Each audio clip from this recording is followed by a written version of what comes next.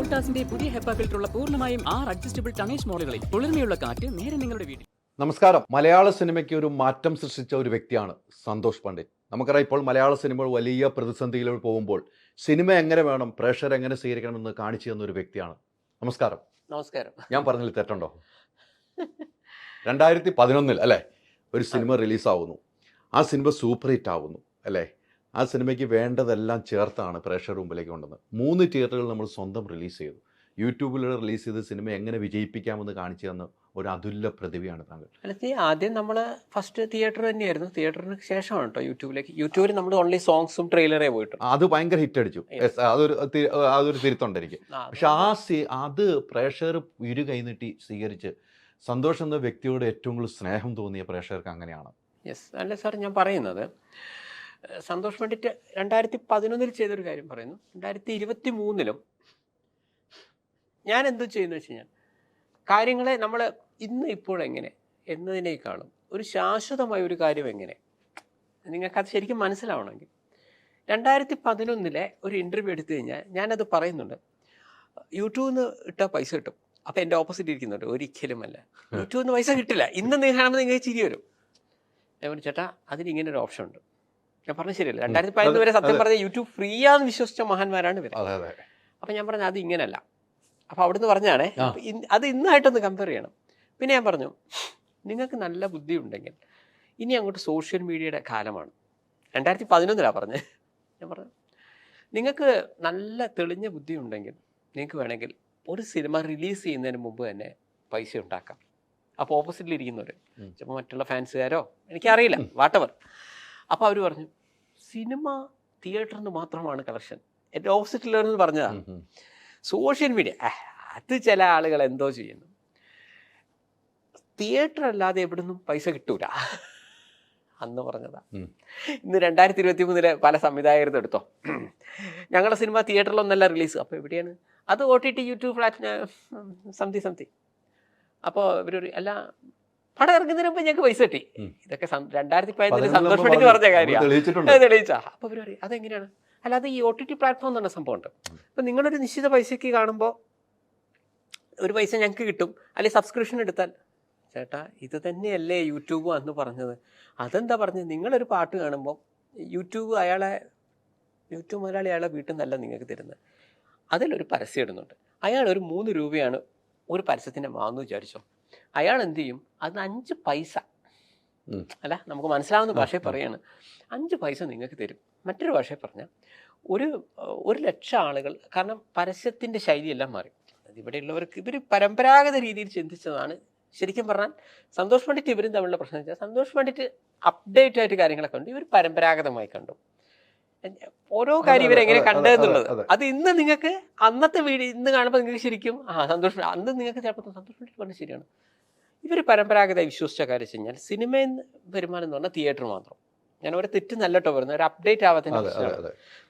തിയേറ്ററിന് മാത്രം. Social media അതെന്തോന്ന് ആരോ എന്തോ. ഇപ്പം നമ്മൾ AI അല്ല ആ രീതിയൊക്കെ പറയുമ്പോൾ നമ്മളില്ലേ അതിങ്ങനെ ആർട്ടിഫിഷ്യൽ ഇൻ്റലിജൻസ് എന്തോന്ന് ഇപ്പം നമ്മൾ ചോദിക്കുന്നുണ്ട്. അതിന് സ്കോപ്പ് അറിയാത്തതുകൊണ്ടാണ് നമ്മൾ പറയുന്നത്. ഇതേപോലെ 2011 ചോദിച്ചതാണ് സോഷ്യൽ മീഡിയയിൽ സ്കോപ്പില്ല. നിങ്ങൾ പറയുന്ന യൂട്യൂബൊക്കെ ഫ്രീ ആണ്, സന്തോഷ് പണ്ഡിറ്റ് ഇവിടെ ഇരുന്ന് തള്ളുകയാണെന്നാണ് പറഞ്ഞത്. കാരണം ആ അനുഭവം ആർക്കും ഉണ്ടായിരുന്നില്ല. അന്ന് വരെ ചെയ്തിരുന്നത് നെഗറ്റീവിലാണ് സിനിമ എടുത്തത്. ചിന്തിക്കണം. അപ്പോഴാണ് ഞാൻ പറയുന്നത്, ചേട്ടാ ഇപ്പോഴത്തെ പല ക്യാമറയിലും ഡിജിറ്റലി ചെയ്യാം. ഞാൻ പറയുന്നത് ഈ ഡിജിറ്റൽ എന്ന് പറയുന്ന വാക്കേ 2011 ഉൾക്കൊള്ളാൻ പറ്റുന്ന ആളുകളുണ്ട്. എൻ്റെ മുന്നിലിരുന്ന പല ടീമിനകത്ത് ഉൾക്കൊള്ളാൻ പറ്റിയിരുന്നില്ല. ഞാൻ പറഞ്ഞു, ഈ ക്യാമറ നിങ്ങൾ ഏത് ക്യാമറയിലാണ് ചെയ്ത്? ഇയാളെ ഓരോ ലോക്കൽ ക്യാമറ. ഞാൻ പറഞ്ഞു, ചേട്ടാ ഈ ക്യാമറേൻ്റെ വലുപ്പമല്ല പ്രശ്നം, ഡിജിറ്റൽ വരുന്ന ക്യാമറകൾ ചെറുതായിരിക്കും. ഞാൻ പറഞ്ഞു ശരിയല്ല, അത് ഇന്ന് എല്ലാവർക്കും മനസ്സിലാവും, അത് അന്ന് മനസ്സിലാവില്ല. ഇവർ വിചാരിച്ചു വെച്ചോ ക്യാമറ എന്നൊക്കെ പറഞ്ഞില്ല, ഇയാൾ ലോക്കൽ ക്യാമറ എടുത്ത് ഓരോ കളി കളിക്കുന്നത്. ഞാൻ പറഞ്ഞു അങ്ങനെയല്ല, യഥാർത്ഥത്തിൽ അതിലെ പല ക്യാമറയും സ്റ്റിൽ ഫോട്ടോ എടുക്കാൻ വേണ്ടിയിട്ടാണ്. പക്ഷെ അതിലൊരു ഓപ്ഷനാണ് വീഡിയോയും എടുക്കാം. ഈ ഓപ്ഷനെ ഡെവലപ്പ് ചെയ്തിട്ടാണ് ഈ സന്തോഷ് പണ്ഡിറ്റ് ഈ ഗെയിം മൊത്തം ഇരുന്ന് കളിച്ചത്. അപ്പം ഞാൻ പറഞ്ഞു, നിങ്ങൾ ഈ ഒരു 30 ലക്ഷത്തിൻ്റെ എങ്കിലും നെഗറ്റീവ് വാങ്ങുമ്പോൾ ഒരു ക്യാമറ വാങ്ങിച്ചാൽ പോലെ ചങ്ങന്മാർ പൈസ ലാഭമല്ലേ എന്ന് ചോദിച്ചു. ഇത് ഇവിടെ ഉൾക്കൊള്ളാൻ പറ്റുന്നില്ല. ഇവർ പറഞ്ഞത് പരസ്യം എന്ന് പറഞ്ഞാൽ പ്രധാനപ്പെട്ട ന്യൂസ് പേപ്പറുകളിൽ കൊടുക്കുന്നതാണ് പരസ്യം. ലാഭം എന്ന് പറഞ്ഞാൽ തിയേറ്ററിൽ നിന്ന് കിട്ടുന്നതാണ്. ഞാൻ പറഞ്ഞു പരസ്യം എന്ന് പറഞ്ഞാൽ നിങ്ങൾ അതിൽ കൊടുത്തോ, കൊടുക്കണ്ടെന്ന് ഞാൻ പറയുന്നില്ല. ഇതല്ല, നിങ്ങൾ സോഷ്യൽ മീഡിയ പ്ലാറ്റ്ഫോമിലാണ് ഇതിൻ്റെ പരസ്യം. അതൊക്കെ പഴയ ഇൻ്റർവ്യൂ നോക്കുമ്പോൾ ഇന്നലെ ഞാൻ പറഞ്ഞു, നിങ്ങൾക്ക് ഈ ഫേസ്ബുക്ക് പോലുള്ള ഒരു നല്ല നിങ്ങളുടെ നായകൻ ഒരു ഫേസ്ബുക്ക് ഉണ്ടാകും, ഒരു 50 ലക്ഷം ആളുകളുണ്ടെങ്കിൽ ഒരു രൂപയുടെ ആവശ്യമില്ല. ഇന്ന് മുതൽ എൻ്റെ പടം ഇറങ്ങി എന്ന് പറഞ്ഞിട്ടാ പോരെ, നിങ്ങൾ പറഞ്ഞത് കിട്ടും. വലിയ പത്രങ്ങളിൽ ജാക്കറ്റ് പരസ്യം കൊടുക്കണ്ട. പക്ഷേ അത് ഉൾക്കൊള്ളാൻ അന്ന് പറ്റിയിട്ടില്ല ആളുകൾക്ക്. പിന്നെ കേരളത്തിലെ ജനങ്ങൾക്ക് മുഴുവൻ ഇപ്പോൾ അതുപോലെ ട്വിറ്റർ തോന്നുന്നില്ലല്ലോ, പിന്നെ സോഷ്യൽ മീഡിയ ആയിട്ട് കളിക്കുകയാണോ ഇയാളെന്തോ പറഞ്ഞത്. കാരണം അതും ജിയോ വന്നതിൻ്റെ ശേഷമാണ് സോഷ്യൽ മീഡിയ പറയുമ്പോൾ മുഴുവൻ പറയണം. പക്ഷെ അതൊക്കെ അടുത്ത സ്റ്റേജ് അതാണെന്ന് മനസ്സിലാക്കാനുള്ളത് ഇല്ലാതെ പോയതാണ്. പക്ഷേ സന്തോഷ് പണ്ഡിറ്റ് പറഞ്ഞ രീതിയിലേക്ക് ഇപ്പോൾ വന്നപ്പോൾ എന്തായി, ഇപ്പോൾ OTT എന്ന് പറയുമ്പോൾ എന്താണ്, നിങ്ങൾ ഇപ്പോൾ ഒരു തിയേറ്ററിൽ റിലീസ് ചെയ്യാതെ OTT ഇറക്കുമ്പോൾ ഞാൻ 100% OTT അംഗീകരിക്കുന്നുമില്ല, അത് എതിർക്കുന്നില്ല. പക്ഷേ OTTയിലേക്ക് വരുമ്പോഴുള്ള ലാഭം എന്തൊക്കെയാണെന്ന് വെച്ച് കഴിഞ്ഞാൽ പരമ്പരാഗത ശൈലി മൊത്തം ഒഴിഞ്ഞു. കാരണം നമ്മൾ പോസ്റ്റർ അടിക്കണം. വളരെ സത്യസന്ധമായി പറഞ്ഞാൽ ഏറ്റവും കുറച്ച് നിങ്ങളൊരു കുഞ്ഞു പടം എടുത്തു 10 സെൻറ്ററിൽ ഇറക്കുന്നെങ്കിലും നിങ്ങൾക്ക് അവിടെ പോയിട്ട് നിങ്ങൾ തമിഴ്നാട് പോയിട്ട് ഒരു പോസ്റ്റർ അടിക്കാൻ പോകുമ്പോൾ ചേട്ടാ 10 സെൻറ്ററേ ഉള്ളൂ, ചേട്ടൻ ഒരു 20 പോസ്റ്റർ ഇതാ, അങ്ങനെ പറയാൻ പറ്റില്ല. അപ്പം ഓരോ ഷീറ്റ് അല്ലെങ്കിൽ ഇങ്ങനെ വരുമ്പോൾ മിനിമം 1000, അല്ലാതെ 20 എനിക്ക് സെൻറ്റർ കിട്ടിയിട്ടില്ല, നിങ്ങൾക്ക് സെൻറ്റർ കിട്ടിയെന്ന് ഞങ്ങളെ വിശ്വസിപ്പെടുന്നില്ല. ഇവിടെ ഇത് ചെയ്യാൻ ഞാൻ പറഞ്ഞു മനസ്സിലായി. അപ്പോൾ ഏറ്റവും ചുരുങ്ങിയത് ഒരു 4 ലക്ഷം രൂപയെങ്കിലും വേണം, അനുഭവം വെച്ച് പറയുന്ന, മനസ്സിലായില്ലേ? ഈ പൈസ ലാഭിക്കാം. അതിപ്പോൾ വലിയ സിനിമകളാണെങ്കിൽ 40 ലക്ഷം രൂപയെങ്കിലും വേണ്ടി വരും, ചിന്തിക്കണം. അപ്പോൾ നിങ്ങൾ OTTയിലേക്ക് പോവുകയാണെങ്കിൽ ഈ പൈസ ലാഭമുണ്ട്. പിന്നെ ഈ പത്രം ലാഭം ഇതൊക്കെ വന്നു. ബാക്കിയെല്ലാം ഈ എടുക്കുന്ന OTTക്കാരൻ ഒരു PR-നെയും വെച്ച് അത്യാവശ്യം പരസ്യമൊക്കെ ചെയ്യുമ്പോൾ നമുക്ക് കുറേ ഇത് ലാഭിക്കാം. പക്ഷേ ഈ OTTയുടെയോ സോഷ്യൽ അല്ല, അപ്പോൾ അവിടെ കാര്യങ്ങളൊക്കെ മനസ്സിലായി. യൂട്യൂബിൽ നിന്ന് പൈസ കിട്ടും. യൂട്യൂബ് മാത്രമല്ല ഫേസ്ബുക്കിൽ നിന്ന് പൈസ കിട്ടും. അന്ന് ഞാൻ ഫേസ്ബുക്ക് പറഞ്ഞപ്പോഴും പലരും പറഞ്ഞു അയ്യോ ഇതൊക്കെ തള്ളാണ്, ഫേസ്ബുക്കിൽ നിന്ന് കിട്ടില്ല. ഇപ്പോഴും എനിക്ക് തോന്നുന്നില്ല എല്ലാ നടന്മാർ ഇപ്പോഴും ഫേസ്ബുക്കിൽ നിന്ന് പൈസ ഉണ്ടാക്കുന്നുണ്ടോയെന്ന് എനിക്കറിയില്ല. അവർക്ക് അതിൻ്റെ പൈസ ആവശ്യമില്ല. പക്ഷെ ഞാൻ പറയുന്നത് ഈ ഫേസ്ബുക്കിൽ നിന്നും പൈസ കിട്ടും, ഇൻസ്റ്റയിൽ നിന്ന് കിട്ടും. ഇതൊന്ന് ഇവിടുത്തെ പ്രശ്നം ഈ OTTയിലേക്ക് വന്നപ്പോൾ നിങ്ങളുടെ ഉത്തരത്തിലേക്ക് ഞാൻ വരുന്നത്, ഈ OTTയിലേക്ക് വരുമ്പോൾ എന്ത് സംഭവിക്കും? ഇപ്പോഴത്തെ സന്തോഷ് പണ്ഡിറ്റ് ഏറ്റവും പുതിയ പ്രഡിക്ഷൻ എന്നല്ല, ഈ OTTയിലേക്ക് പോകുന്നത് ശരിക്കും ഇപ്പോൾ ഇവർക്ക് ലാഭമാണെങ്കിൽ ഭാവിയിൽ നഷ്ടമാണ് പറയുന്നു. ഞാനിത് അടുത്ത് OTT വന്ന സമയത്ത് ഞാനൊരു ടീമിനോട് പറഞ്ഞു. പക്ഷെ ഇപ്പോൾ വീണ്ടും തിയേറ്ററൊക്കെ അടച്ചിടുന്നു എന്ന് പറഞ്ഞപ്പോൾ ചിലർ പറഞ്ഞു, സന്തോഷേട്ടൻ പണ്ട് പറഞ്ഞു പണ്ട് അത് അവിടെ ഇവിടെയൊക്കെ ഇടുന്നുണ്ട്.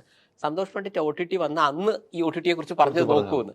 അന്ന് ഞാൻ പറഞ്ഞത് ഒരു സൂപ്പർ സ്റ്റാറിൻ്റെ പടം 25 കോടിക്ക് എടുക്കുകയാണ്, OTTക്കാരന് ഭയങ്കര ലാഭം. ഞാൻ പറഞ്ഞു എന്തോന്ന് ലാഭമോ, OTTക്കാരന് 25 കോടി പോയി.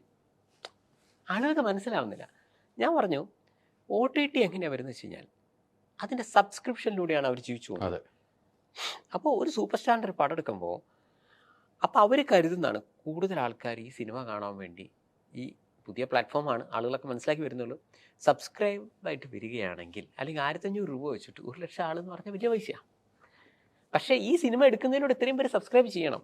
നടൻ്റെ പേര് പറയുന്നില്ല, ഒരു വലിയ ഒരു സെക്കൻഡ് ഗ്രേഡ് നടൻ, ഫസ്റ്റ് ഗ്രേഡ് നടനല്ല, സെക്കൻഡ് ഗ്രേഡ് നടൻ്റെ ഒരു സിനിമ അവരെടുത്തു. ഉണ്ടായതാണ് ഒരു സബ്സ്ക്രൈബർ പോലും അയാൾക്ക് കൂടിയില്ല. അയാൾ 1 കോടിക്കറ്റോ എടുത്താണ്, അയാൾക്ക് മൊത്തം നഷ്ടമാണെന്ന്. അത് അവരെ ഇന്നറിലെ ടോക്കാണ് ഞാൻ പറയുന്നത്. അപ്പോൾ പുറമേ നോക്കുമ്പോൾ 1 കോടിക്കെടുത്തു അല്ലെങ്കിൽ 2 കോടിക്കെടുത്തു. ഇപ്പോഴത്തെ പൊതുജനങ്ങൾ മനസ്സിലാക്കുക ഈ എത്ര കോടിക്കെടുത്ത ആ പൈസ അയാൾക്ക് നഷ്ടമാണ്. അയാൾക്ക് വേണ്ടത് ആ സിനിമ എടുത്തു എന്നതുകൊണ്ടൊരു സബ്സ്ക്രൈബർ വരണം. ഇതുകൊണ്ടാണ് ഇവിടെ പല ആളുകൾ OTTക്കാരനെടുക്കുന്ന സിനിമ ചെയ്യുമ്പോൾ പുതുതായിട്ട് എടുക്കുന്ന ആളുകളോട് ഞാൻ പറയാണ്, നിങ്ങളുടെ സിനിമ സാധനത്തിൽ ആരും എടുക്കാൻ പോകുന്നില്ല കേട്ടോ.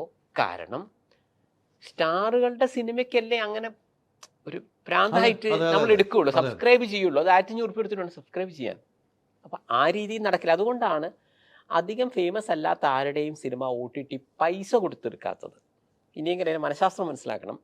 ഇപ്പോൾ കാരണം നമ്മൾ ഈ പരിപാടി കാണുന്ന ആളുകളൊക്കെ പലരും ഇത് ചെയ്യുന്നുണ്ടാവും. 60-40 എന്ന് പറഞ്ഞിട്ട് ഉള്ള അവർ പറയും ഓക്കെ ഞങ്ങളത് മികച്ച സിനിമ ആയിക്കോട്ടെ, മികച്ച സിനിമയാണ് സംഭവിച്ചു, എത്ര പേര് കാണുന്നോ 60-40, 100 ആളെ കണ്ടെങ്കിൽ 100 ആളത് 6000 രൂപ നിങ്ങൾക്ക് തരും, 10,000 രൂപ കിട്ടി ഒരു ടിക്കറ്റ് ചാർജ് വെച്ചിട്ടാണ് ചെയ്യുന്നത്. ഇങ്ങനെയാണ് പോകുന്നത്. പക്ഷേ ഈ OTT അപ്പം നമ്മൾ സാധാരണ ഇത് ചിന്തിക്കുമ്പോൾ OTTക്ക് കുഴപ്പമില്ല. പക്ഷേ എവിടെയാണ് പണി കിട്ടുക? ഈ സൂപ്പർ താരങ്ങൾ, വലിയ താരങ്ങൾ തങ്ങളുടെ സിനിമ ഇതിലേക്ക് കൊടുക്കുമ്പോൾ ഈ സിനിമ കാണാൻ ആഗ്രഹിക്കുന്ന ആളുകൾ നമ്മളെ ABCD എന്ന് പറഞ്ഞൊരു സാധനമാണ്, അന്ന് ABCDയിൽ കാണാനല്ലേ എന്ന് വിചാരിക്കും.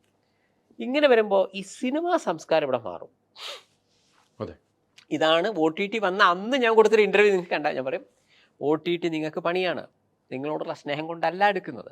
അപ്പോൾ എന്നെ ഇൻ്റർവ്യൂ ചെയ്ത ആൾ ചോദിച്ചു, ഇത് ഓക്കെ ഇതിലിപ്പോൾ എന്താ പ്രശ്നം? ഞാൻ പറഞ്ഞു ഇതിലാ പ്രശ്നമുണ്ട്, ഇവിടുത്തെ തിയേറ്ററുകൾ അടച്ചുപൂട്ടിപ്പോ. സിനിമാ സംസ്കാരം എന്ന് പറഞ്ഞാൽ നമ്മൾ പൊതുവിൽ സിനിമ എന്ന് മനസ്സിലാക്കുന്നത് ആ തിയേറ്ററിൽ പോയി കാണുക, മനസ്സിലായില്ലേ?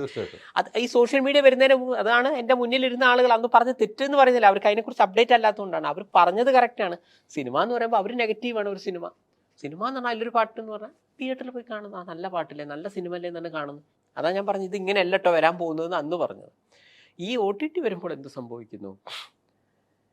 സംസ്കാരം മാറും. അപ്പം നമ്മൾ വിചാരിക്കും, അല്ലെങ്കിൽ തന്നെ ഇപ്പോഴത്തെ ടിക്കറ്റിൻ്റെ പൈസയൊക്കെ വെച്ച് നോക്കുകയാണെങ്കിൽ 4 ആളുകൾ തന്നെ ആലോചിച്ച് നോക്കും, ഭാര്യയും ഭർത്താവ് 2 മക്കൾ അവിടെ പോയി അവിടുത്തെ ഓരോ സാധനങ്ങളുടെ വിലയൊന്നും ഞാൻ പറയുന്നത് അല്ല, അവിടുത്തെ ചെറിയ സാധനങ്ങൾക്ക് കൊടുക്കേണ്ട. അപ്പോൾ ഇത്രയും കഴിഞ്ഞ് ശരിക്കും പറഞ്ഞാൽ 1000 ഒരു 1500 രൂപയോളം നമുക്ക് അല്ല ഇപ്പം വളരെ റെഡിമെയ്ഡ് ആയിട്ടല്ലോ, അതിൻ്റെ ഇടയിൽ ചെറിയ ചെറിയ സാധനങ്ങളൊക്കെ. ഇത്രയും പൈസ നമ്മൾ കാണുമ്പോൾ ഈ ഒരു സിനിമ കാണുന്ന പൈസ ഉണ്ടെങ്കിൽ നിങ്ങൾക്ക് സബ്സ്ക്രൈബ് ചെയ്താൽ മതിയല്ലോ എന്ന് നിങ്ങൾ ചിന്തിക്കും. മാത്രമല്ല നിങ്ങൾക്ക് ഇഷ്ടപ്പെടുന്ന നടൻ്റെ സിനിമകൾ ഇങ്ങനെ ബാക്ക് ടു ബാക്ക്, ഒരു സൂപ്പർ ഹിറ്റ് സിനിമ, ഞാൻ സിനിമേൻ്റെ പേര് പറയുന്നില്ല, നന്നായി ഓടിക്കൊണ്ടിരിക്കുമ്പോൾ OTT-യിലേക്ക് വന്നു. അപ്പോൾ എന്തായി? അപ്പോൾ അതിൻ്റെ തലേ ദിവസം കണ്ടോ വിചാരിക്കും, ഞാൻ ഇപ്പം എന്തിനു പോയി എനിക്ക് ഇതിൽ കണ്ടാൽ പോയി. ഇങ്ങനെ വരുമ്പോൾ ഇതാണ് സന്തോഷ് പണ്ഡിറ്റ് പറഞ്ഞത്, OTT വന്നാൽ തിയേറ്ററിൽ പോകുന്ന സംസ്കാരം മാറും, തിയേറ്ററുകൾ അടച്ചുകൂട്ടി പോവും. മനസ്സിലാക്കണം, മിനിമം 10-20 ആളില്ലാതൊരു സിനിമ ചെയ്യാനാവില്ല. ഇതിലും വെച്ചൊരു പെട്ടിപ്പീടി ഇടുന്നതാണ് അയാൾക്ക് ലാഭം. ഇത്രയും ടൗൺ ഏരിയയിൽ ചെയ്യുമ്പോൾ ഓരോരുത്തരുടെ മാനസികാവസ്ഥയാണ് ഞാൻ പറയുന്നത്. ഒരു പെട്ടിപ്പീടി ഇട്ടിരുന്നെങ്കിൽ എന്തെങ്കിലും ഒരാൾ അവിടെ നിന്ന് വാങ്ങിച്ചു പോകും. ഒരു തിയേറ്ററാണ് ടൗൺ ഏരിയയിൽ, അല്ല ഒരു 10 ആളെങ്കിലും വരണ്ടേ? 2-3 ആൾ വരും, ചിലപ്പോൾ ഒരാളും വരില്ല. പുതിയ സിനിമകൾ ഒരു ഷോ പോലും നടത്താതെ പോകുന്നത് അവരെങ്ങനെ സർവൈവ് ചെയ്യും? ഗതി കെട്ടി ഇവിടുത്തെ നല്ലൊരു ശതമാനം തിയേറ്ററുകൾ അടച്ചുകൂട്ടും ഈ OTT കാരണം. അവസാനം എന്താവും? ഇനി അടുത്ത സ്റ്റെപ്പ് പറയാം. നമ്മുടെ സൂപ്പർ താരങ്ങൾ ഇതേപോലെ, സൂപ്പർ താരങ്ങൾ എന്നല്ല ഏത് നടനായാലും, ഇവർ വലിയ ബിഗ് ബഡ്ജറ്റ് പടമൊക്കെ എടുത്ത് വരും. ഇവരെടുത്ത് ചെന്നു ഇന്നത്തെ ഓർമ്മയിൽ, ചേട്ടാ 50 കോടിക്ക് എടുത്താൽ പടം 55 തന്നാൽ, കാരണം ഇത് സേഫ് ആണല്ലോ, വേറെ ഒന്നും നോക്കാനില്ലല്ലോ, ഞാൻ പറഞ്ഞ പോസ്റ്ററിലാവും, അതിൻ്റെ പുറകെ നടക്കേണ്ട, ബാക്കിയൊക്കെ അവൻ ചെയ്തോളൂല്ലോ. മുമ്പ് പറയും 1 കോടി തരാം, വേണമെങ്കിൽ വെച്ചിട്ട് നോക്കി വന്നു, തീർന്നു. എന്ത് ഞങ്ങൾ തിയേറ്ററിൽ ഇറക്കും? തിയേറ്റർ വേണ്ട ഇറക്കാൻ. ഞാൻ പറഞ്ഞു മനസ്സിലായി. ഇത് ഏറ്റവും ചുരുക്കി പറഞ്ഞാൽ ജിയോ ചെയ്ത് ഞാൻ അവർ വന്ന സമയത്ത് ഭയങ്കര ഫ്രീയോട് ഫ്രീ. അപ്പം നമ്മൾ അല്ല അന്ന് നമ്മൾ 1 GB-ക്കൊക്കെ 250 രൂപ ഒക്കെ കൊടുത്ത മഹാന്മാർക്ക് ഇതൊക്കെ കണ്ടപ്പോൾ ഒരു ദിവസം 1.5 GB അത് ഫ്രീ എന്നൊക്കെ പറയുമ്പോൾ നമ്മൾ എല്ലാവരും എടുത്തു. പിന്നെ സ്ലോലി അല്ല അത് അങ്ങനെ പറ്റില്ലല്ലോ, ശരി അപ്പോഴും നമ്മൾ ചില നമ്പറുണ്ട്, ഒഴിവാക്കണ്ട നിങ്ങൾ ഉപയോഗിച്ചോ. നമ്മളെല്ലാവർക്കും ഈ നമ്പർ കൂടെ കൊടുത്തു, അത്യാവശ്യം നമ്പറായി. ഇപ്പം പറഞ്ഞു അതെ ഒരു സിമ്മിന് മിനിമം ഒരു 50 രൂപയാവും എന്ന് പറഞ്ഞു. അപ്പോൾ നമ്മൾ വിചാരിച്ചാൽ 50 അല്ലേ പോട്ടെ. ഇപ്പം പറഞ്ഞു ഇത് പറഞ്ഞിട്ട് കാര്യമുണ്ടോ, 300 രൂപ ഒരു മാസം വേണം, ഞാൻ നമ്പർ കട്ടിയും. അപ്പോൾ മറ്റോ നീ ഇങ്ങനെ നമ്പർ കട്ടിയല്ലേ. അപ്പോൾ നിങ്ങളെ കൊണ്ട് ഫ്രീ ആയിട്ട് കാര്യം എടുപ്പിച്ചു, ആ നമ്പർ ജനങ്ങളെ കൊണ്ട് കൊടുപ്പിച്ചു. ഇത് മനഃശാസ്ത്രമാണ്. ഈ കൊടുത്തു കഴിഞ്ഞ നമ്പർ നിങ്ങൾക്ക് കട്ട് ചെയ്യാൻ ബുദ്ധിമുട്ടായിരിക്കും, പ്രത്യേകിച്ച് ആ രീതിയിൽ വർക്ക് ചെയ്യുന്ന പ്രൊഫഷണൽ ആയിട്ടുള്ള ആളുകൾക്ക്. അപ്പം നിങ്ങൾ ഒരേ സമയം ഇന്നത്തെ കാലത്ത് ഒരുവിധം എല്ലാവരെയും 2 ഫോൺ വരുന്നത് എന്തുകൊണ്ടാണ് ആലോചിച്ച് നോക്ക്. ഏറ്റവും മിനിമം അയാളൊരു 300 രൂപ വെച്ച് 2 അടക്കണ്ടേ? ഇത് മനഃശാസ്ത്രമാണ്. പക്ഷെ ഇത് വന്ന സമയത്ത് നമ്മൾ എങ്ങനെയാണ് കരുതിയത്? ഇത് ഭയങ്കര ലാഭമാണ്, അല്ല അയാൾക്ക് എങ്ങനെയൊക്കെ മുതലാന്ന്, എത്ര GB നമുക്ക് ഫ്രീ കിട്ടി. ഇതേ കാര്യം തന്നെയാണ് OTT ചെയ്യുന്നത്. അവർ തെറ്റെന്ന് ഞാൻ പറയുന്നില്ല. പക്ഷെ നമുക്കെന്ത് ബോധം വേണം? നല്ല സിനിമകൾ, ഞാൻ സിനിമകളുടെ പേര് പറയുന്നില്ല, 100 ദിവസം ഓടേണ്ട സിനിമകളാണ് OTT കൊടുത്ത് നോക്കിയത്. ഇവിടെ തിയേറ്ററിൽ വലിയൊരു ആശ്വാസം ആവേണ്ട എത്രയോ സിനിമകൾ ഇങ്ങനെ പോയി.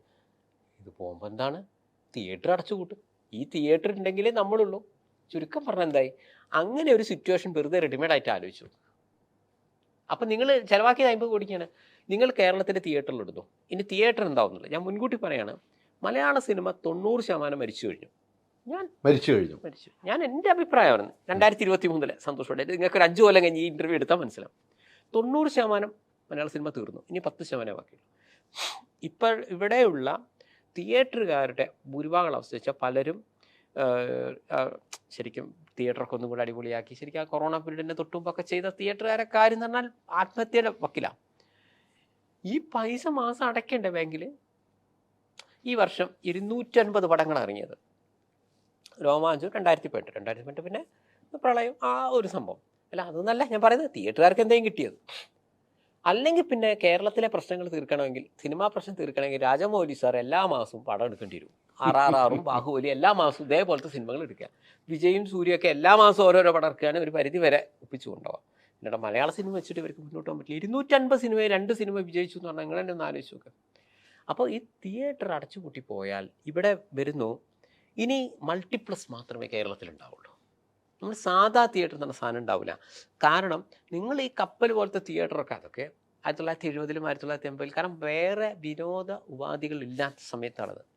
ആ TV വന്നപ്പോൾ തന്നെ ശരിക്കും പറഞ്ഞാൽ ഒരു ഇളക്കം തട്ടി. കാരണം ഒരു എൻജോയ്മെൻറ്റിന് വരും. മറ്റിപ്പോൾ നമുക്ക് എന്തെങ്കിലുമൊക്കെ ചെയ്യാലെന്ന് പറയുമ്പോൾ അച്ഛാ നമുക്കൊരു പടത്തിന് പോയാലോ അമ്മയെ പോയാലോ എന്ന് പറയുമ്പോൾ എന്നാ വാടാ എന്നൊക്കെ പറഞ്ഞാൽ അടുത്തടുത്തൊക്കെ തിയേറ്റർ.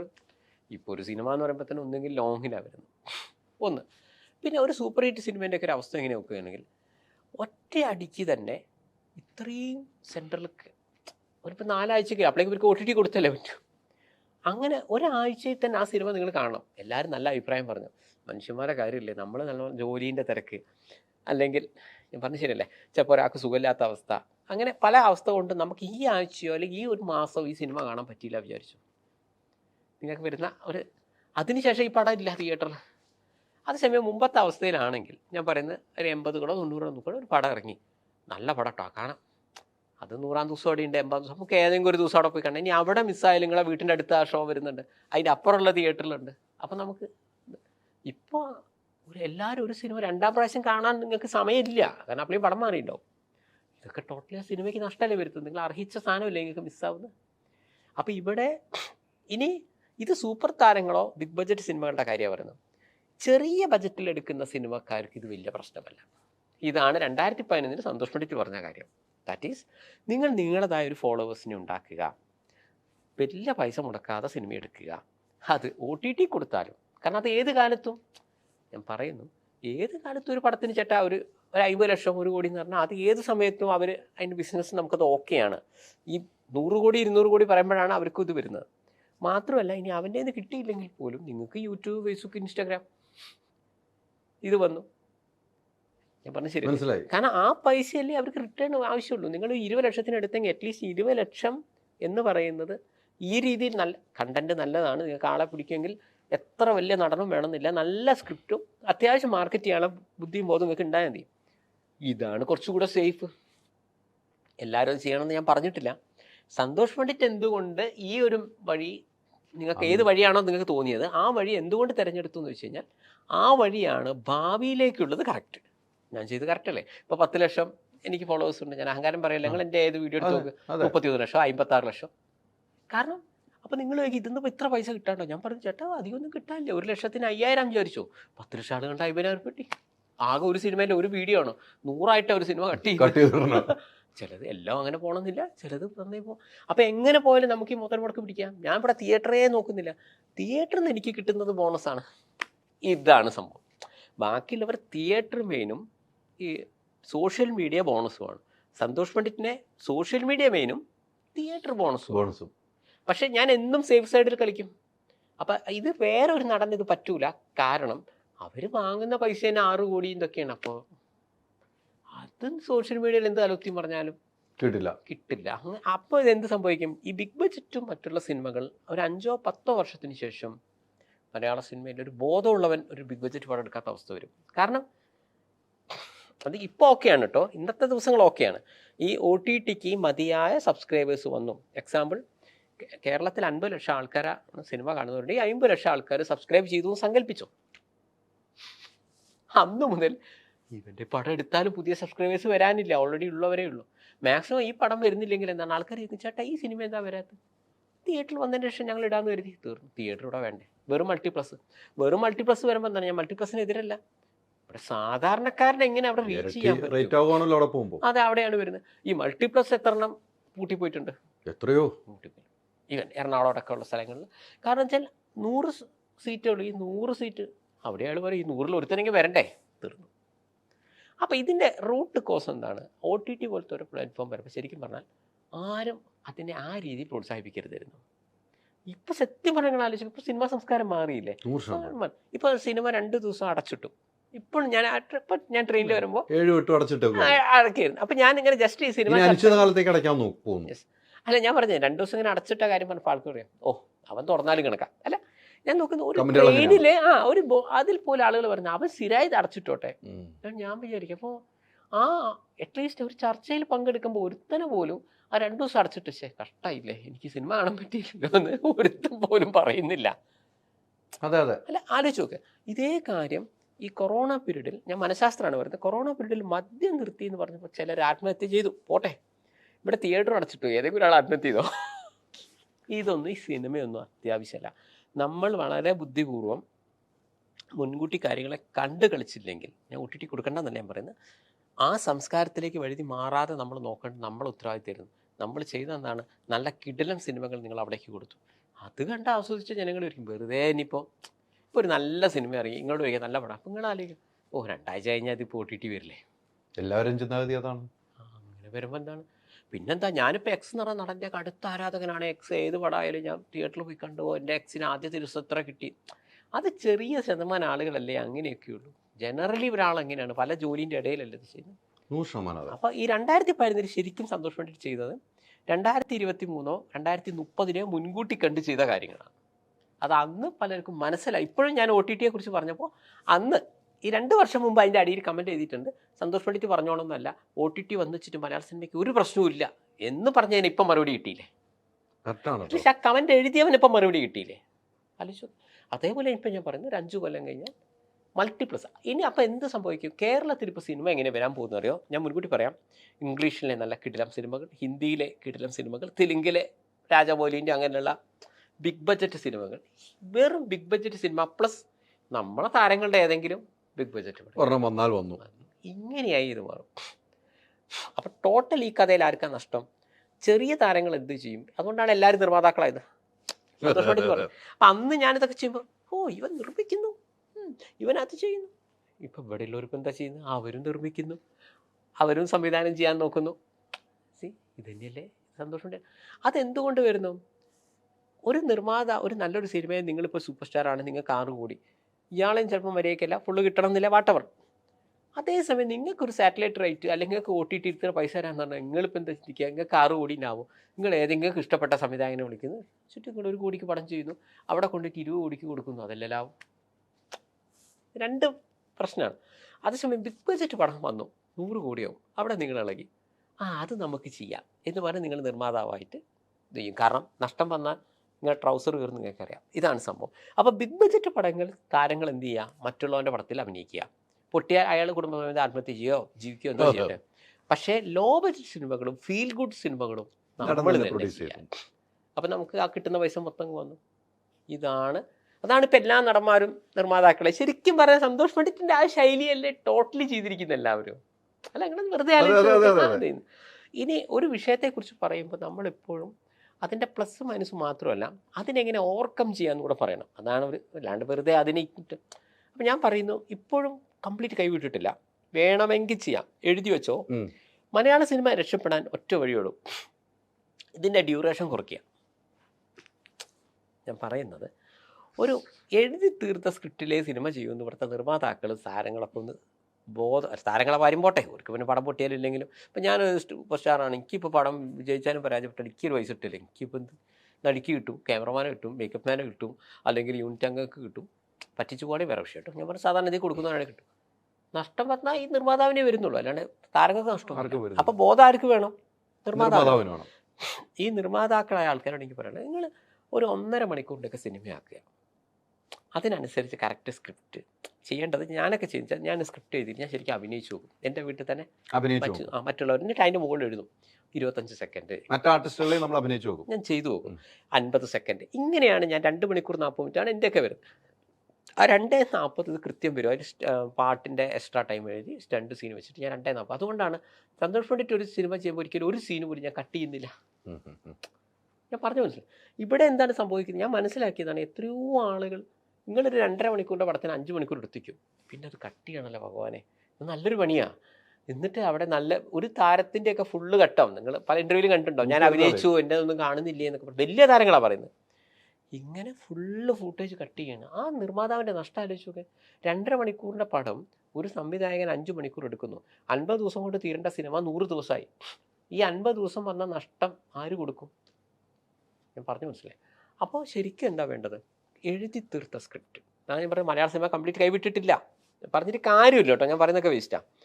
കറക്റ്റ് എഴുതി തീർത്ത സ്ക്രിപ്റ്റ് 1.5 മണിക്കൂർ സിനിമയാക്കുക. സിനിമയിൽ പാട്ടിൻ്റെ ശരിക്കും പറഞ്ഞാൽ കൂടുതലും ഒരു പാട്ടോ, ഇപ്പോൾ ഇംഗ്ലീഷ് സിനിമ നിങ്ങൾ ആലോചിച്ച് നോക്ക്, അങ്ങനെ ഇത് വരുന്നില്ല. ഒരു പാട്ടോ ഒരു തല്ലോ അങ്ങനെ, പിന്നെ ക്രൗഡ് സീൻ മാക്സിമം കുറയ്ക്കുക. എന്നിട്ട് നിങ്ങൾ സിനിമ ചെയ്തു നോക്ക്. ഈ OTT-കാരനൊന്നും വേണ്ട, തിയേറ്റർ തന്നെ നിങ്ങൾക്ക് വർക്കൗട്ടാണ്.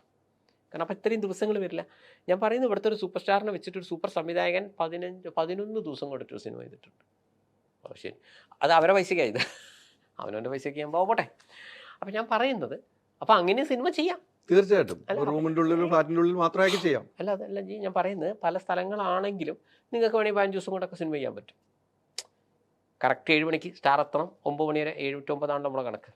ഞാൻ റൂമിൻ്റെ ഉള്ളിൽ നിന്നല്ല ഞാൻ പറയുന്നത്, വെച്ചിട്ട് ടൈമിലെല്ലാം ചെയ്തിട്ട് എല്ലാവരും പറഞ്ഞോണോ എനിക്ക് കഞ്ചാവ് അടിച്ചാലേ കാരവാനിൽ ഇരുന്നാലേ അഭിനയം വരും, ഇങ്ങനത്തെ ഇതൊന്നും അല്ലാതെ കറക്റ്റ് 7 മണിക്ക് ഒരാൾ എത്തുന്നു, 9 മണി വരെ ശരിക്കും വർക്ക് ചെയ്യുന്നു, എല്ലാവർക്കും ഒരു ആത്മാർത്ഥത.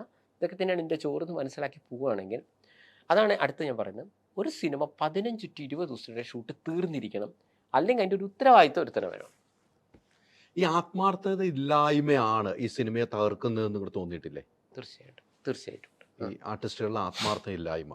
ഇപ്പോൾ പണ്ഡിറ്റ് പറഞ്ഞു വെച്ചൊരു സാധനം എനിക്ക് ഭയങ്കര ഇഷ്ടപ്പെട്ട ഒരു പോയിന്റാണ്. ആ പ്രൊഡ്യൂസർമാരെ സംരക്ഷിക്കുന്ന നിലയിൽ പറയുന്നവർ വളരെ ചുരുക്കമാണ്. സന്തോഷം, അതെനിക്ക് ഭയങ്കര ഹെറ്റ് ചെയ്തൊരു സാധനമാണ്. വളരെ ചുരുക്കമാണ്. അവർ പാവങ്ങളാണ്, അധ്വാനിച്ചുകൊണ്ട് അവരാണ് ആത്മഹത്യ. ഈ സിനിമ റിലീസ് ചെയ്യാൻ സിനിമ പൊട്ടിയെന്ന് പറഞ്ഞ ഒരു നടൻ ആത്മഹത്യ ചെയ്യണ്ട, ഒരു ക്യാമറമാൻ ആത്മഹത്യ, അവർ അടുത്ത പറഞ്ഞു ഞങ്ങൾ എന്ത് ചെയ്യാനാ.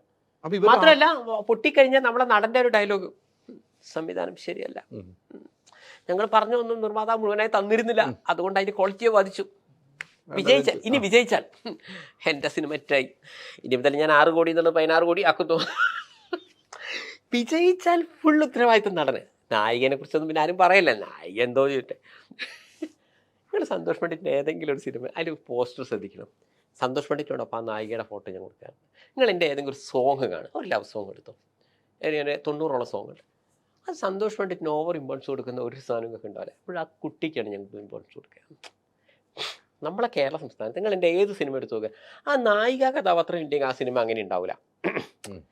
അതേസമയം നിങ്ങൾ കണ്ട എത്ര സിനിമയുടെ സൂപ്പർ ഹിറ്റ് സിനിമയിൽ പോലും ആ നായികയിൽ ഒന്ന് ഡിലീറ്റ് ചെയ്ത് കഴിഞ്ഞാൽ ആ സിനിമ അങ്ങനെ തന്നെ ഉണ്ടാവും.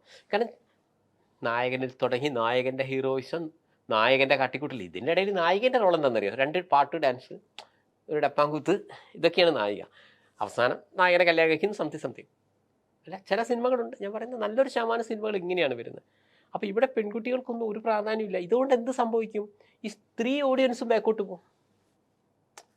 ഇതൊക്കെ ഇപ്പം ഞാൻ പറയുന്നത്, ഇപ്പോൾ സന്തോഷ് പണ്ഡിറ്റിൻ്റെ ഓരോ വ്യൂവേഴ്സ് വരുന്നത് എന്തുകൊണ്ടാണെന്ന് വെച്ച് കഴിഞ്ഞാൽ കറക്റ്റ് നിങ്ങൾക്ക് നോക്കിയാറേ അധികം സ്ത്രീകൾ എത്ര പേര് അത് വ്യൂ ചെയ്യുന്നുണ്ട്, എത്ര സ്ത്രീകളുടെ കമൻറ്റ്സ് അതിൻ്റെ അടിയിൽ വരുന്നുണ്ട് നിങ്ങൾ നോക്കി നോക്കുക. കാരണം സ്ത്രീകൾക്ക് കൂടി. ഇപ്പം ഞാൻ പറയുന്നത്, ഞാനിപ്പോൾ എൻ്റെ 11ാമത്തെ സിനിമയാണ് ആതിരയുടെ മകൾ അഞ്ജലി. ആ സിനിമയുടെ പേര് പോലും നിങ്ങൾ നോക്ക് അല്ല, അത് ആലോചിച്ച് നോക്ക്. അതിന് മുമ്പ് ഞാൻ ചെയ്തിരിക്കുന്ന സിനിമയാണ് ഇപ്പം മിനിമോളുടെ അച്ഛൻ, അതല്ലെങ്കിൽ നീലിമ നല്ല കുട്ടിയാണ്. ഞാൻ ചെയ്ത 11 സിനിമയിൽ 3 സിനിമയുടെ പേര് തന്നെ ഒരു സ്ത്രീയുടെ പേരാണ്. അല്ല എന്നെപ്പോലെ ചെയ്യണമെന്നല്ല ഞാൻ പറയുന്നത്, സ്ത്രീകളൊക്കെ ഈ സിനിമയിൽ നിന്ന് അങ്ങനെ അങ്ങോട്ട് വിട്ടുപോകുന്നു. പിന്നെ തള്ളിമറിക്കലാണ്. ഓക്കെ, ഈ തള്ളിമറിക്കലിൻ്റെ ഇത് എന്നോട് ഇപ്പോൾ ഇവിടെ ഇന്നത്തെ ടോക്കാണ്, ഇന്ന് ആ ട്രെയിനിൽ. കാരണം എപ്പോഴും സാധാരണയായിട്ട് ഇങ്ങനെ KSRTC പോകുന്നുണ്ട്. സാധാരണ സന്തോഷ് സാറേ ഈ 2 ആഴ്ച കൊണ്ട് 100 കോടി കിട്ടി എന്നൊക്കെ പറഞ്ഞ് കാണൂല. ഞാൻ പറഞ്ഞു ചേട്ടാ തള്ളാണ്. അപ്പോൾ വേറെ ആൾ പറഞ്ഞു തള്ളാണെന്നൊന്നും പറയാൻ പറ്റില്ല സന്തോഷ് സാറേ. ഞാൻ ചോദിച്ചു ചേട്ടാ ശരി, ചേട്ടൻ്റെ ചോദ്യത്തിന് ഉത്തരം തന്നെ തരാം. അല്ല 200 കോടി ഒരു സിനിമയ്ക്ക് കിട്ടി എന്നൊക്കെ പറഞ്ഞു. അത് ശരിയായിരിക്കും, ഞാൻ പോകുമ്പോൾ ആളുണ്ടല്ലോ എന്ന് പോകുമ്പോൾ. ഞാൻ പറഞ്ഞു കേരളത്തിൽ എത്ര കോടി ജനങ്ങളുണ്ട്, ഇപ്പം തന്നെ നമുക്ക് അത് തീരുമാനമാക്കാം. 3.5 കോടി. ശരി, ഇതിലെ പകുതി ആളുകളെങ്കിലും ഒരു 70+ ഏജ് ഉള്ളൂ, അല്ല തിയേറ്ററിൽ പോകാനുള്ള പകുതി ആളുകളെങ്കിലും ഒരു ഇപ്പം ജനിച്ച കുട്ടി തൊട്ട് നിങ്ങൾ 3.5 കോടിയിൽ അതൊക്കെ വരൂലേ തൊട്ട് ഒരു സിനിമയ്ക്ക് പോകാനുള്ള ഒരു ലെവലുള്ള 6, 7, 8, 10 വയസ്സുള്ള കുഞ്ഞു കുട്ടികളും ഉണ്ടാവില്ലേ, ശരിയല്ലേ? അപ്പം തന്നെ ട്രെയിനിൽ എല്ലാവരും ഡിവൈഡ് ചെയ്തു. ഇപ്പോൾ 1.25 കോടി സിനിമ ചിന്തിക്കാത്ത ആൾക്കാരാണ്. ഇനിയിപ്പോൾ 1.25 കോടി ജനങ്ങൾക്ക് മനസ്സ് വെച്ചാൽ എന്ത് സിനിമയ്ക്ക് പോകാൻ പറ്റുന്ന ആൾക്കാരാണ്. സമ്മതിച്ചു. ഇവിടെയുള്ള എല്ലാവരും സിനിമാ പ്രാന്തന്മാരാണോ? സിനിമയെ വെറുക്കുന്ന ആൾക്കാരല്ലേ? ജീവിതത്തിൽ സിനിമ കാണാൻ എത്ര പേരുണ്ട്? അപ്പം ഞാൻ പറഞ്ഞു അതെത്ര വരും? അപ്പോൾ എല്ലാവരും തലകറിഞ്ഞു. സന്തോഷ് സാറേ പോട്ടെ, ഒരു 75 ലക്ഷം ആൾക്കാർ സിനിമ കാണുമല്ലോ. സംഭവിച്ചു. 75 ലക്ഷം ആൾക്കാർ ഒരു സിനിമ നല്ലതാണെന്ന് തോന്നുകയാണെങ്കിൽ ഉള്ള ആൾക്കാരാണ്. ഇതിൽ തന്നെ എത്ര പേര് പ്രവാസികളായി പോയിട്ടുണ്ടോ? അല്ല, ഭയങ്കര സിനിമ പ്രാന്തനാണ്, അല്ല അത് വിട്ടു. ഈ 75 ലക്ഷം ആളുകൾ ഇപ്പോൾ നമ്മളിപ്പോൾ പറയുന്ന, പ്രത്യേകിച്ച് ഇപ്പോഴത്തെ സിനിമകളാണല്ലോ 200 കോടി 300 കോടി, ഈ 2, 3, 4 ആഴ്ച ഇടയിൽ 75 ലക്ഷം ആൾക്കാർ തിയേറ്ററിൽ പോയി കാണുകയാണ് കേട്ടോ. ഞാൻ ടിക്കറ്റ് ചാർജ് മാത്രം നോക്കി നോക്ക്. അല്ല, ഈ 75 ലക്ഷം ആളുകളിൽ എത്രയോ പേർക്ക് ഇപ്പോൾ അസുഖമായിട്ട് കിടക്കുന്നവരുണ്ടാവും. ഇപ്പം അച്ഛന് സുഖമില്ലെങ്കിൽ നമുക്ക് പോകാൻ പറ്റില്ല, നമ്മുടെ എക്സാം ആയിരിക്കും, പലതരത്തിലുള്ള എക്സാം. മനുഷ്യന്മാരിൽ ഇവർ പറയുന്ന ദിവസം നമുക്ക് പോകാൻ പറ്റുമോ? അപ്പോൾ 75 ലക്ഷത്തിൽ സാധാരണഗതി ചിന്തിച്ച് 50 ലക്ഷം ആളുകൾക്കല്ലേ ഞാൻ ചോദിക്കുന്നത്, അല്ലേ? അത് വേൾഡ് വൈഡ് റിലീസ് ചെയ്താൽ ഒപ്പിക്കാമല്ലേ? അല്ല, ഞാൻ പറയുന്നത് കേരളത്തിലെ റിസൾട്ടാണ്. കേരളം മാത്രം എടുക്കാം. അല്ല, വേൾഡ് വൈഡ് ആണെങ്കിൽ സായിപ്പ് നമ്മളെ സിനിമ കാണണം. അങ്ങനെയുണ്ട്. അല്ല, അതാ ഞാൻ പറയുന്നത്. അല്ല, നമ്മളിപ്പോൾ മൊത്തം മലയാളീസിനെ വെച്ച് അവിടെ കൂട്ടിക്കൊണ്ടിരിക്കുന്നത്. അപ്പോൾ 50 ലക്ഷം കൂട്ടിക്കോ, അപ്പോൾ എല്ലാവരും ധാരണയിലെത്തി. 50 ലക്ഷം ആൾക്കാർ, എന്നാൽ തന്നെ അത് വളരെ കൂടുതലാണ്. 50 ലക്ഷം ആൾക്കാർ ഒരു സിനിമ കാണുന്നു. ഞാൻ പറഞ്ഞു, അങ്ങനെ കണ്ടൊരു പടമുണ്ട്, ഏതാണെന്നറിയോ? ബാഹുബലി 2. അതിൻ്റെ കളക്ഷൻ എത്ര അറിയോ? 76 കോടിയാണ്. ഞാൻ പറഞ്ഞു 50 ഇൻറ്റു ഇവിടെ ടിക്കറ്റ് ചാർജ് നോക്കുക, 100, 150, 200, ഒരു എവറേജ് 150 കൂട്ടിക്കും. എവറേജാണ് ഞാൻ പറയുന്നത്, എല്ലാ തിയേറ്ററും വ്യത്യസ്തമായിരിക്കും. 50 ലക്ഷം ആളുകൾ ആ സിനിമ കണ്ടിരുന്നു, 76 കോടിയാണ് അതിൻ്റെ കളക്ഷൻ. മനസ്സിലായി?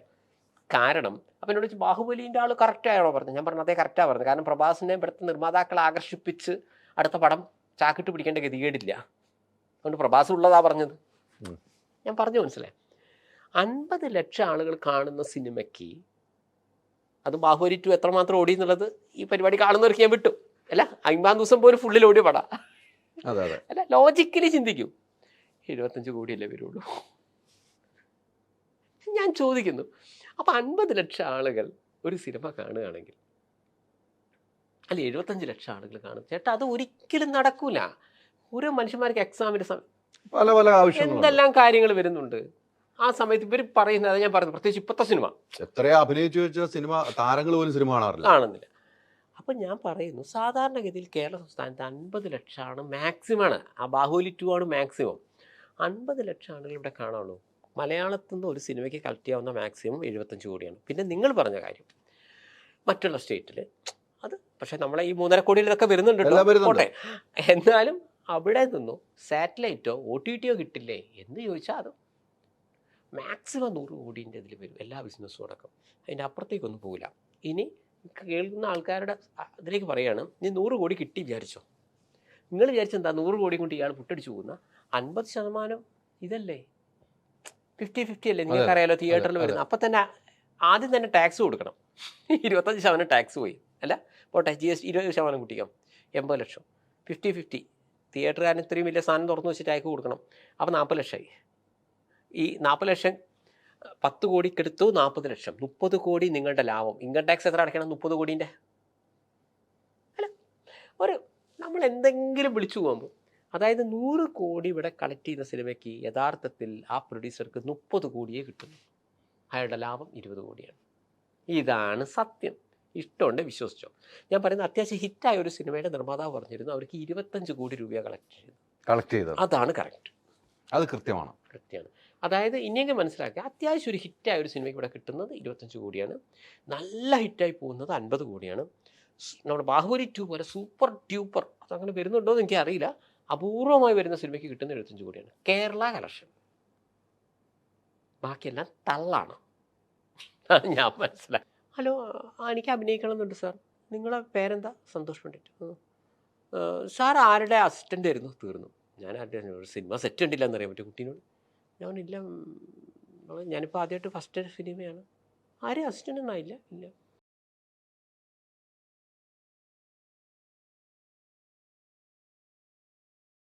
എടി, നീ നിന്റെ വീട്ടിൽ എങ്ങനെയാണോ ഇരിക്കുന്നത്? ഇവിടെ പ്രതിഫലത്തിൻ്റെ കാര്യത്തിൽ മാത്രമേ നമ്മൾ തമ്മിൽ ഡിഫറൻസ് ഉള്ളൂ. ഈ ഒരു ഡയലോഗ് പറഞ്ഞ് എൻ്റെ അടുത്തേക്ക് വരരുതെന്ന്. അല്ല ഓക്ക് ഇങ്ങനെ, സാർ ഞാൻ നായിക ആയതുകൊണ്ട് എനിക്ക് വലിയ റൂം തരുമോ, എനിക്ക് AC തരുമോ, അങ്ങനെയൊന്നുമില്ല. അവിടെ വരുന്ന എല്ലാവർക്കും ഒരേ സന്തോഷ് പണ്ഡിറ്റും അങ്ങനെ തന്നെയാണ് യൂസ് ചെയ്തത്.